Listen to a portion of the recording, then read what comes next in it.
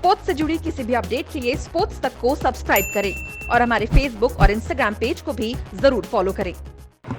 Going for it in 3, 2, 1. Go. We have Andrew McDonald from Rajasthan Royals. Andrew, your first question.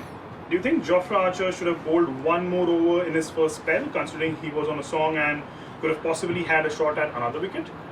Yeah, it's always going to be the position that's debated, isn't it? That clearly, that was a decision for the captain to make there, to hold him back, and one more wicket would have been nice. But also, they may have just defended that over and taken one over out of Jofra, which we could have used through the middle and the back end. So, unfortunately, we probably didn't have enough contributors with the ball to maintain the pressure throughout the sort of back end of the power play, and then they batted extremely well through the middle overs as well. I thought Manash and Vijay batted extremely well. So, that partnership, anytime there's a partnership of two significant scores, you're less likely to lose the game. So I thought they played outstandingly well and absorbed that pressure from that early onslaught of Jofra.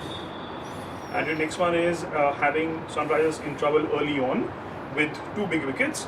Did you think something else could have been done to break the partnership, and where did things go wrong for you? Well, I think firstly you've got to give credit to the two batters at the crease. I mean, they played extremely well. We rely heavily on our spin through the middle. Could we have used an over spin in the power play, which we've done throughout the season as well? I mean, these are all things in hindsight, but I felt like we had enough pressure on the power play with those two early wickets. The two batters at the time played extremely well. We were looking to squeeze through the middle with our spinners. I think we did that well at times as well. We just couldn't get that breakthrough. And as I said, that partnership, they didn't really give us a chance, I don't think, looking back on it. So it was an extremely good partnership, and full credit to the two at the crease. Andrew, at the halfway mark, did you feel that the team was 15-20 runs short? Yeah, no doubt.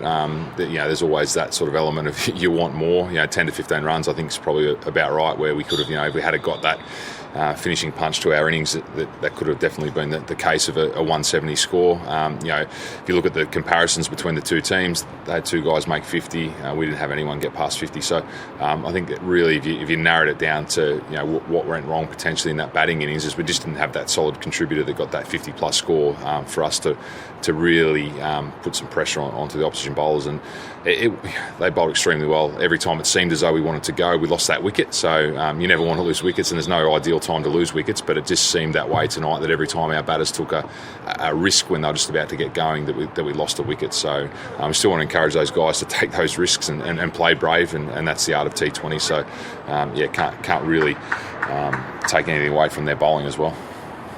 And lastly, this defeat puts the team in a tough spot. In 2018 also, the team had managed to bounce back from a difficult situation. How does the challenge look like this time? Well, the challenge is pretty clear. It's win 3 in a row, and then see where our net run rate's at. I'm still thinking that the potential of 7 wins will get you through.